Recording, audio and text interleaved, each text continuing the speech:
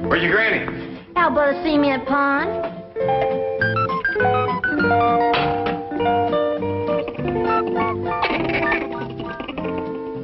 Killing me?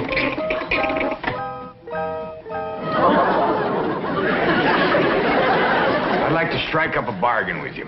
What's that, Pa? If they won't eat in my kitchen, I won't eat in their tree. Well, it ain't their fault they're in here. They'd heap rather eating a tree. Then why ain't they? 'Cause Granny's making soap on it. These poor little critters couldn't hardly stand it. Yeah, Granny's lye soap of cooking does give off some right powerful fumes. Miss Jane says it's commencing to kill Miss Drysdale's hibiscus. What's a hibiscus? Some kind of a flower plant. Miss Drysdale's got a prize one that sits right next to her patio. Drysdale place does sit downwind of our pond, don't it? Yes, sir. Well, I'll have to speak to Granny about cooking her soap someplace else. You know, I've seen them fumes bring a full-grown mule right down to her knees.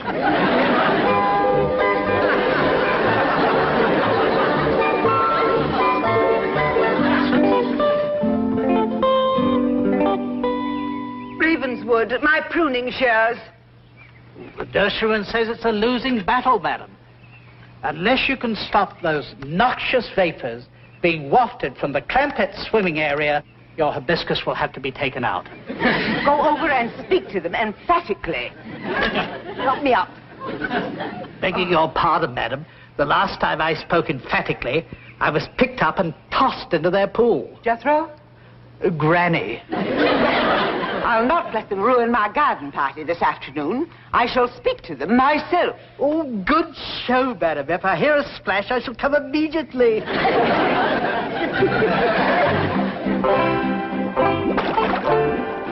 Hey, Granny, some more of the bark off this tree just fell into your soap. That's all right, Jethro. It'll dissolve. Hey, have you noticed some of the branches is turning a mite brown and puckering up? Yeah, I reckon the bugs is after it.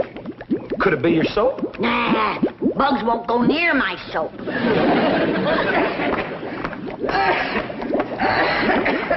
Howdy, Mr. Drysdale. What's the matter, honey? You got the sniffles? Oh, no, it's not that. Granny, could I speak to you over there? Why, sure, honey, and don't you cry. Whatever's troubling you, I'm here to help you.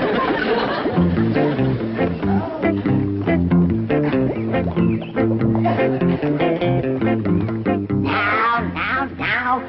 Dry them tears and tell old Granny what's got you to bawling like that. It's your soap. Oh, you can have all you want. Feel better now? It's not that. It's the vapors. Is it bad? Yes. In fact, I've just had dreadful news from my nurseryman. What'd he say? He said, unless you do something, he's going to have to take out my hibiscus. No! I'll help you. Don't let them go to cutting on you. Morning, Miss Drysdale. I'm right sorry about your hibiscus. Jed, maybe she'd rather not talk about it in front of you. Oh, no, that's all right. I'm glad Mr. Clampett is here. As you know, your pool area practically adjoins my garden. Yes, ma'am. Well, I'm giving a garden party this afternoon about 3. You will be through cooking soap and hanging wash by then, won't you? Oh, I can be, yeah. Oh, please do. The very best people in Beverly Hills will be there.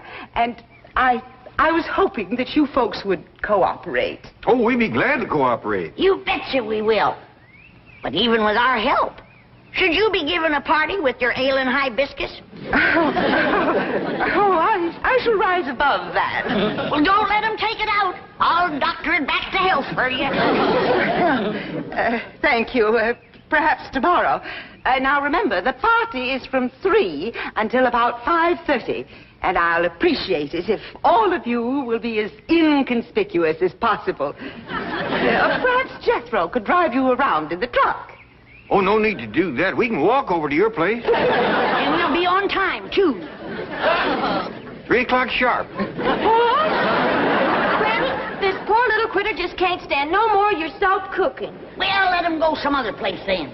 Take him over your place for a while, Miss Drysdale.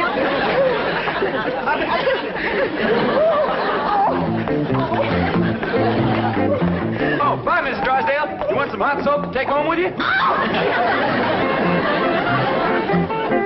Your soap's done, Granny. It's commencing to thicken. I'll put the fire out. Thank you, Jed. Now, Ellie, get rid of that skunk and start taking down the clothes. We gotta all pitch in and help Miss Drysdale with her party. Is she having a party? She is with our help. Poor woman. She has an ailing hibiscus. I know, Miss Jane told me. Hey, Granny, what's a hibiscus? Never mind, that's doctor's talk. Well, we've been studying the human body over to school, but we ain't never studied that. Of course not. That's for grown-ups. Now get busy.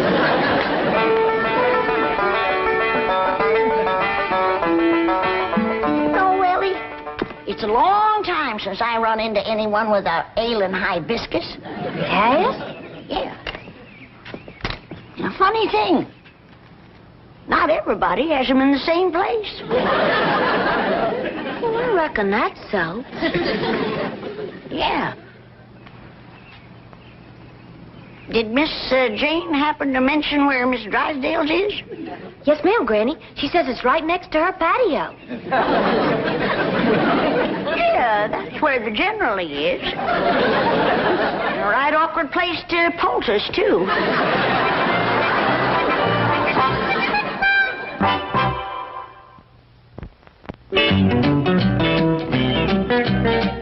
And I might add that the construction of high-rise buildings in the Beverly Hills area is a contributory factor in the financial Who let these tramps in? Get out of here! See here, you derelict. You... Oh, Mrs. Drysdale. Ravenswood. Here, Milburn, have a scotch. That's only a toy. I was handed the real thing. Margaret, what's the meaning of this masquerade? It's a graphic illustration of what will happen this afternoon unless you do something about those hillbillies. What do you mean? They're going to crash my formal garden party. Oh, nonsense. They couldn't care less about that tea-sipping poodle pack you run with. That's true. They think they've been invited. And I warn you, Milburn, if they ruin my garden party... Now, Margaret, will you relax, dear? I'll solve this problem just as I've solved dozens of others. Now, you and Ravenswood run along home and I'll handle everything, all right? All right. Sir. And please take the freight elevator. Tell me, Chief, just how do you plan to solve this problem? Just as I've solved dozens of others, I'm turning it over to you. Well, Ellie Mae, now that we got your granny soap out of the way, I reckon it's safe for your critters to get back in their tree. Well, I'll tell him, Pop. Wait, Jethro! Don't take Granny's soap in there yet. What's the matter with that girl? I ain't just for positive certain, but I got my suspects.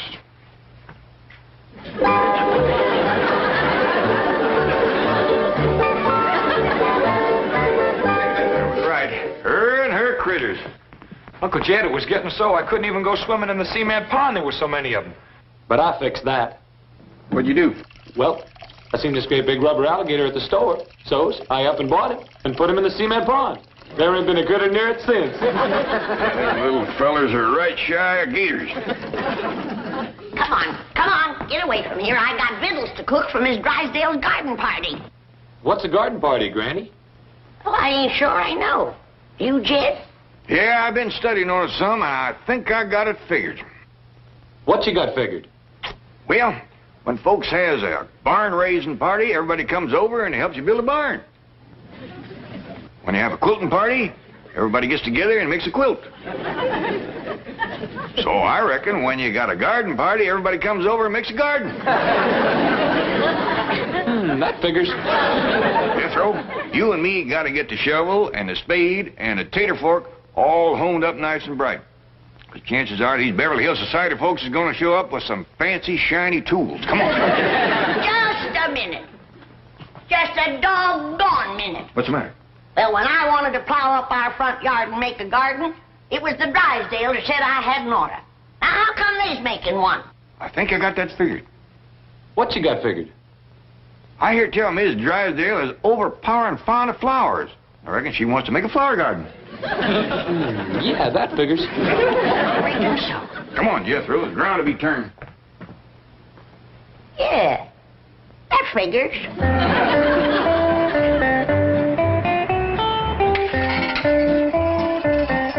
How's this tater fork look, Uncle Jed? Give her a few more licks, Jethro.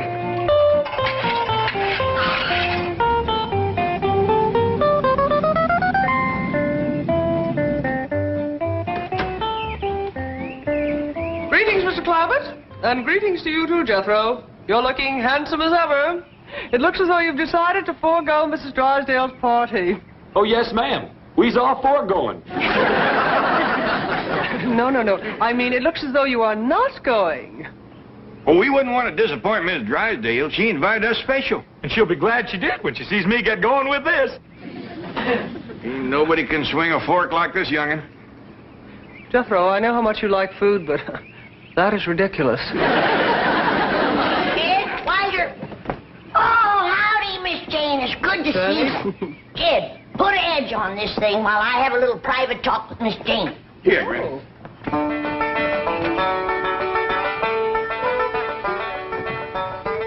Now, what is it, Granny? I promised Miss Drysdale that I would do my best to doctor her hibiscus. Oh, that's wonderful of you. I know she's terribly worried about it. Yeah, the poor thing was crying the last time I seen her. Tell me, just how bad is it? Well, I'd say it's about half gone. No! Yes, one side is withered and turned brown. Oh, this is going to take some doing to save that. Yes, the nurseryman is in favor of just taking it out completely. I told Miss Drysdale that. Don't let him do that.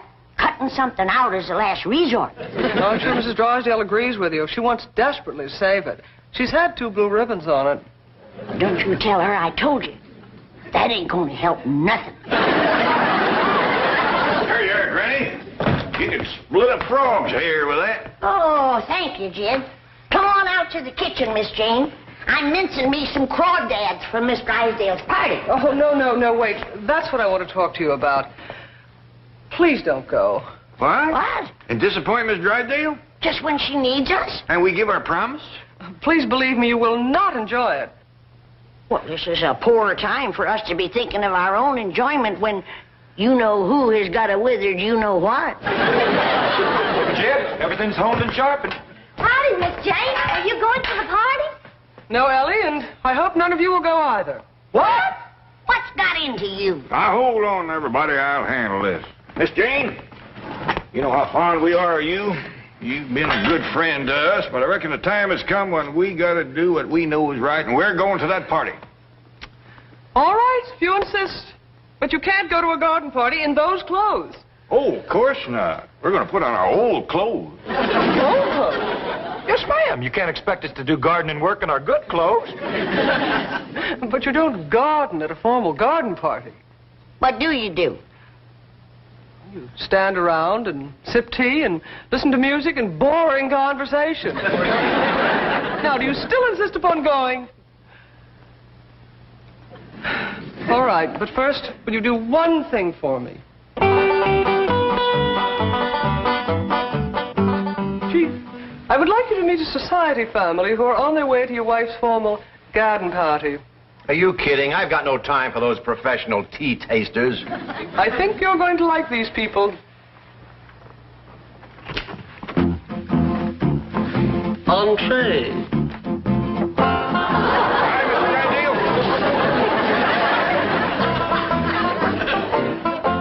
Jed Clappett. Ellie Mae. Jethro. And Granny. Can that be you? I ain't sure. You don't look like me. Miss Hathaway, how did you do it?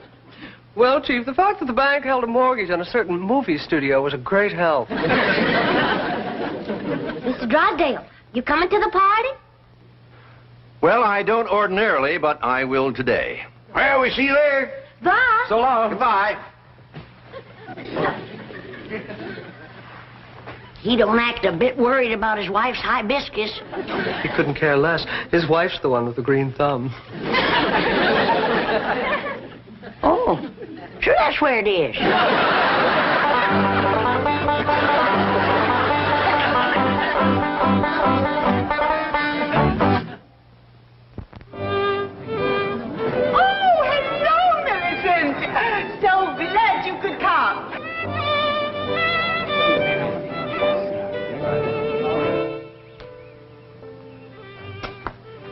Uncle Jed, the party's starting. Hear that music?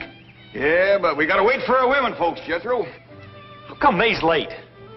Women is always late, Jethro. How come? No man can answer that. Probably no women neither. There sure is a lot of pretty girls over there at the party. Can I sweet talk me one, Uncle Jed? Chances are she'd be with a feller. If I whoop the fella, can I sweet talk her then? No, Jethro, this being our first Beverly Hills High Society garden party, I reckon we ought to just watch the folks and not go to scrapping. Unless, of course, everybody else does. In which case, be careful of your borrowed clothes. Yes, sir. Elmer and me's ready. Hey, I don't recall Elmer being invited to the party. Oh, can I take him, please, Paul? Oh, I reckon not, Ellie. No fighting or scrapping neither. Well, this party sure ain't gonna be much fun. Oh, yes, it is. I made sure of that. Remember now, Granny's rheumatism medicine is just for old folks with rheumatiz. For not so old folks who want to ward it off. Providing, of course, they's married. Well, come on, everybody, let's load up and cut through the hedge and get to the party. Bye, Elmer. Dorothy, all the way from Santa Barbara. How lovely. Oh, is everybody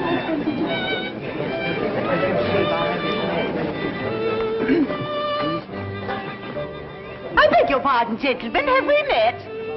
I hope to kiss a pig we have. He's your next-door neighbor. Our smelling salts. Like we got here in the nick of time. She's looking a little peaked. You leave everything to us, honey.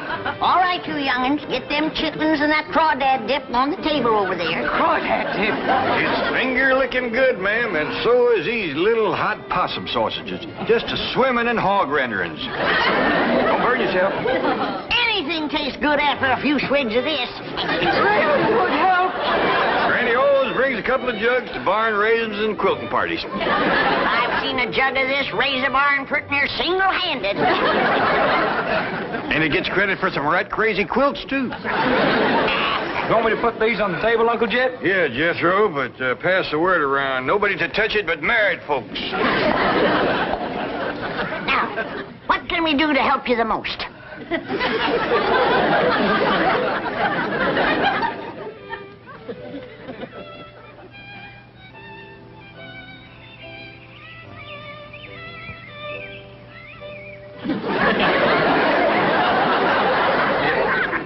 How soon did she say the overflow would commence to overflowing over here? She didn't say no particular time, Jethro, but when it commences, we's in charge of it. I'll see how it's going over there. My possum sausages will be stone cold. Granny, want me to take 'em in and put 'em on the stove for you first, Belle? Thank you, Ellie. But be careful. Don't splatter any hog renderings on your party dress. I won't, Granny.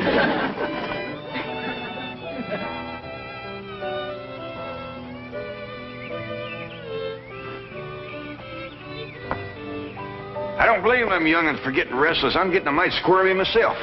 Me too.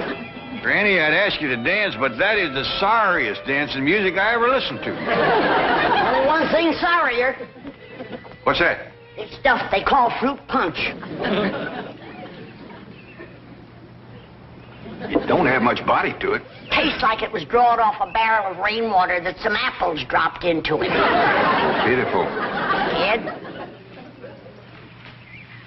you know what that stuff needs, don't you? I sure do.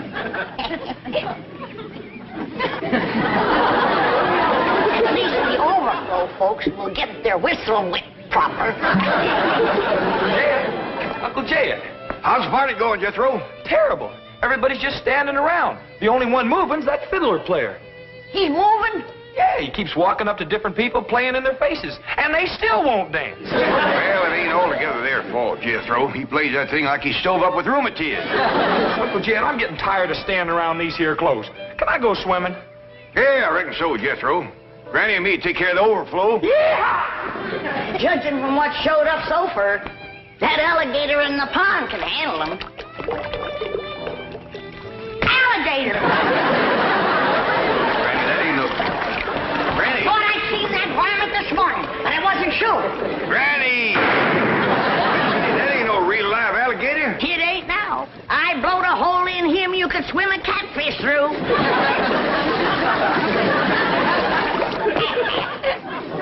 Granny, I reckon it's a mite late to be telling you now, but... Hey, what happened? Is everybody all right? Howdy, young feller. My name is Jed Clampett. Kurt Massey. And this here's Granny. Howdy. How do you do? Hey, we've been listening to you sawing on that thing. Kind of sluggish, ain't it? Well, that's what they want over there.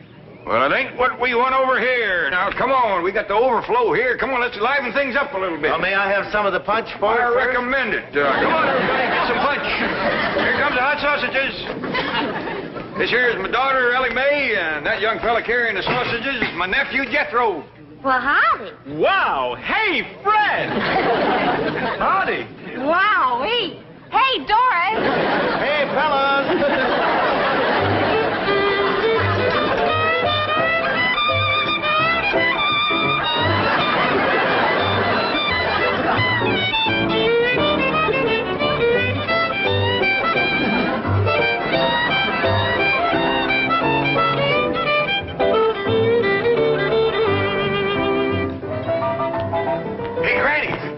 Possum sausages. And we need more crawdad dip, too. 100 more people just come through the head.